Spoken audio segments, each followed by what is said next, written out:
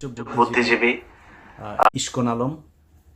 তো ইস্কন আলম ওরফে শাহেদ আলম, এই ব্যক্তি আমাকে নিয়ে একটা কথা বলেছেন যে আমি হচ্ছে এখানে উবার চালাই, আর শাহেদ আলম এখানে এসে হোয়াইট হাউসে চাকরি করেছে, তার কোনোদিন কোনো কিছু করতে হয়নি।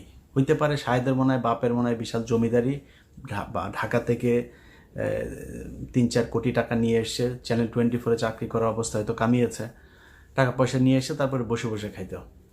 তো মনে করতাম ওইরকম কিছু আর কি। এর আগেও সে এক ভিডিওতে বলেছিল যে আমাকে সে নিউ ইয়র্কের কোনো এক রাস্তার ধারে দেখেছেন। কথা তো বলেন চিবায় চিবায়া, বিশাল এক, দেখলে মনে হয় যেন শেরে বাংলা একে ফজলুল হকের চাইতেও বেশি জ্ঞানী লোক।